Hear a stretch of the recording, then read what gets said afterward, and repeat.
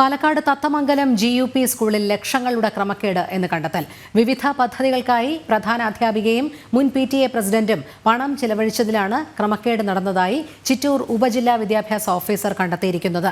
മന്ത്രി കൃഷ്ണൻകുട്ടിയുടെ ജനതാദൾ പാർട്ടി നേതാവ് കൂടിയായ PTA പ്രസിഡന്റിനെ സംരക്ഷിക്കാൻ നീക്കം നടക്കുന്നു എന്ന ആരോപണവും ഉയരുന്നുണ്ട്. AEO വിദ്യാഭ്യാസ ഉപഡയറക്ടർക്ക് അയച്ച റിപ്പോർട്ടിന്റെ പകർപ്പ് ജനം TVക്ക് ലഭിച്ചു. ജനം എക്സ്ക്ലൂസീവ്.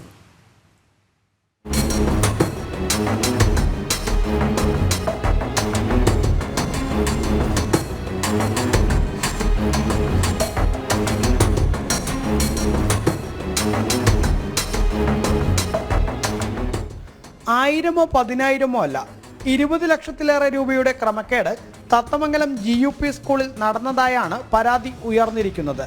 കഴിഞ്ഞ ജൂൺ മാസത്തിൽ സ്കൂളിൽ സ്റ്റേജും ഓഡിറ്റോറിയവും നിർമ്മിക്കാൻ 15 ലക്ഷം രൂപ സ്പോൺസർ ലഭിച്ചിരുന്നു. തുടർന്ന് നിർമ്മാണ പ്രവർത്തനങ്ങൾ ആരംഭിച്ചുവെങ്കിലും PTA യോഗം ചേർന്ന് അറിയിക്കാതെയും മുനിസിപ്പാലിറ്റിയുടെ അനുമതി വാങ്ങാതെയും PTA പ്രസിഡന്റ് സ്വന്തം നിലയ്ക്ക് നിർമ്മാണം നടത്തി. ടെൻഡറോ അംഗീകൃത കരാറുകാരനോ എഞ്ചിനീയറോ ഒന്നുമില്ലാതെയായിരുന്നു നിർമ്മാണം. 6 ലക്ഷത്തിലേറെ രൂപ ചെലവാക്കിയെന്ന് പറയുന്ന പദ്ധതിയിലാണ് ക്രമക്കേട് കണ്ടെത്തിയിരിക്കുന്നത്.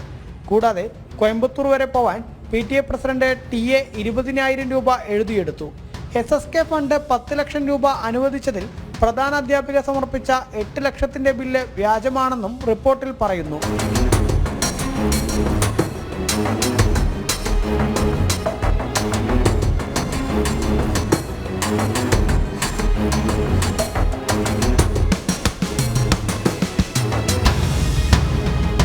കൂടാതെ ടാഗ്, ബെൽറ്റ് എന്നിവയ്ക്കായി വിദ്യാർത്ഥികളിൽ നിന്ന് പണപ്പിരിവ് നടത്തിയതായും പ്രധാനാധ്യാപിക കടകളിൽ നിന്നും GST ബ്ലാങ്ക് ബില്ല് വാങ്ങിയതായും കണ്ടെത്തിയിട്ടുണ്ട്.